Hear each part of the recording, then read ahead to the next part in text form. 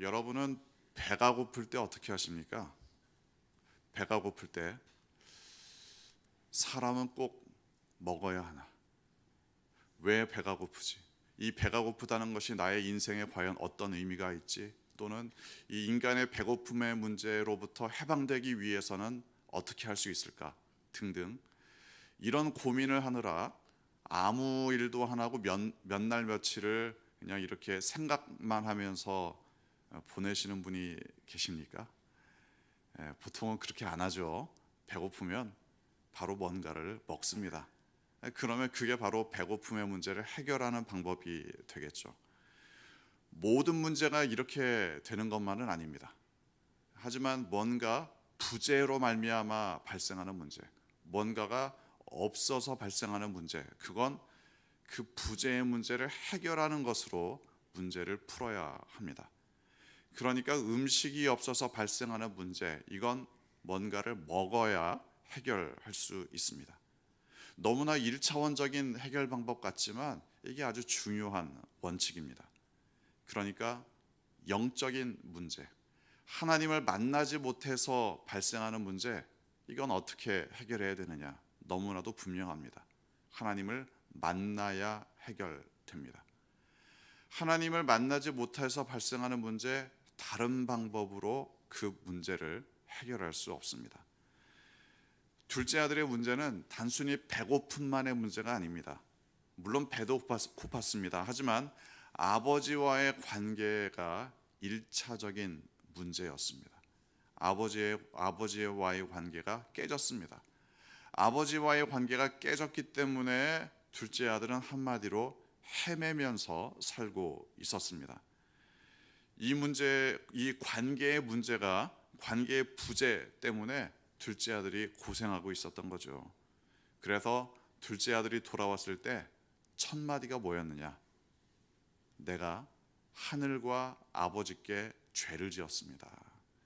자신의 문제가 뭐였는지를 명확하게 알고 있습니다.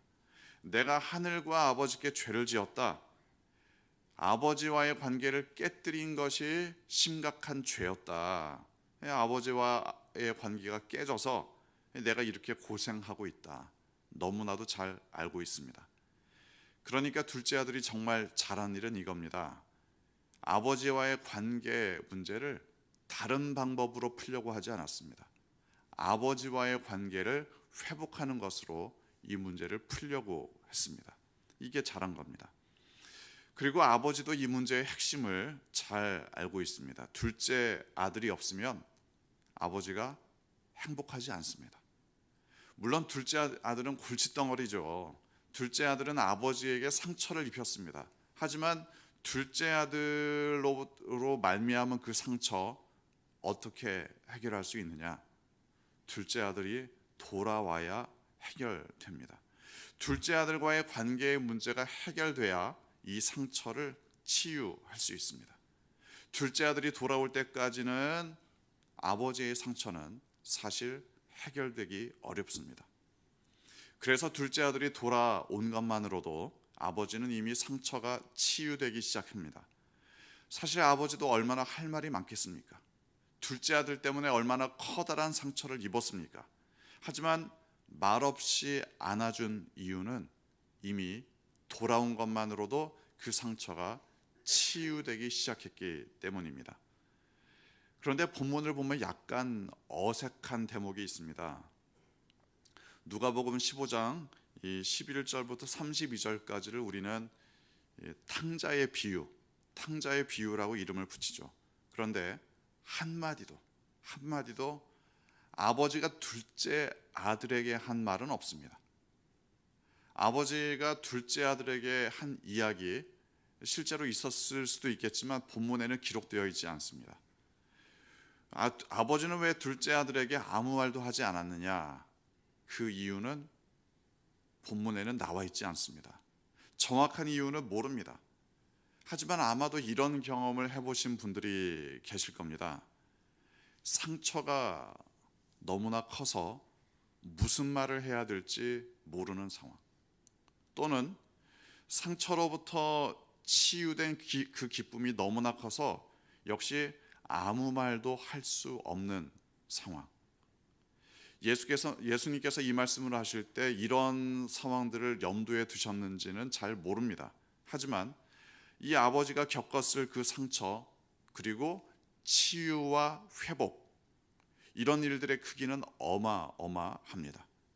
그래서 말없이 눈물만 흘리기도 하고 또는 말없이 웃기만 하고, 너무나도 급격한 감정의 변화가 일어날 때 이런 일들이 충분히 일어날 수 있습니다. 그렇다고 아버지가 전혀 말이 없는 사람은 아닙니다. 워낙 말이 없는 그런 성격도 아닙니다. 둘째 아들에게는 아무 말도 하지 않았지만 아버지는 끊임없이 쉴 새 없이 이야기를 하고 있습니다. 야, 좋은 옷 좀 빨리 가지고 나와. 손가락지도 좀 끼워주고, 우리 송아지도 좀 잡고 잔치도 좀 벌이자. 쉴 새 없이 아버지는 종들에게 이야기를 하고 있습니다. 둘째 아들에게는 아무 말도 하지 못하고 있지만 이 아들을 위로하고 환영하기 위한 잔치를 이미 준비하고 있습니다. 아버지는 상처를 받은 사람입니다. 그러나 이제는 상처를 치유하고 있습니다. 자신의 상처를 치유할 뿐만이 아니라 다른 사람들의 상처를 치유하고 회복시키고 격려하고 있습니다. 흔히 사람들은 자신의 상처를 극복하지 못하면 그 상처 때문에 또 다른 문제를 일으키기도 합니다. 자신의 상처를 해결하지 못하면 다른 사람들을 괴롭히기도 합니다. 누구나 아픔과 고통을 겪을 수 있습니다. 그런데 그 문제는 그 문제의 원인을 해결하는 것으로 그 문제를 풀어야 합니다.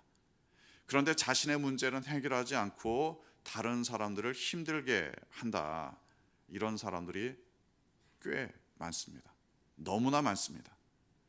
물론 다른 방법으로 해결할 수 있다면 해결하면 되죠. 하지만 상처는 치유하지 않으면 곪습니다. 그리고 또 다른 문제를 일으킵니다. 아버지와 아들의 관계의 문제, 바로 관계로 해결했다. 이 사실이 본문에서 대단히 중요합니다. 그리고 그 회복의 기쁨으로 이제는 다른 사람들을 치유시키고 회복시키고 격려하는 삶을 살아간다. 이게 본문에서 대단히 중요한 대목입니다. 상처는 치유해야 합니다. 하나님도 상처를 받으셨습니다. 어쩌면 이 우주 전체를 바라볼 때 우주에서 가장 상처를 많이 받으신 분이 바로 하나님이십니다. 그 하나님께서 인간과의 관계 문제를 정면 돌파하셨습니다. 십자가에 달리셨습니다. 인간과의 관계의 문제를 회복하기 시작하셨습니다. 십자가로 그 문제를 풀어가기 시작하셨습니다. 십자가는 우리의 상처를 치유하는 방법이자 또한 하나님의 상처를 치유하는 방법입니다. 십자가의 사랑으로 여러분도 하나님과의 관계를 회복하시기 바랍니다. 그래서 더 이상 내 상처 때문에 다른 사람들을 상처 주지 마시기 바랍니다. 그게 아니라 십자가로 말미암아 내 상처도 치유받고 이제는 다른 사람들의 상처를 치유하시기 바랍니다. 다른 사람들을 이제는 하나님의 치유의 현장으로 초대하는 여러분 되시기를 주님의 이름으로 축원합니다.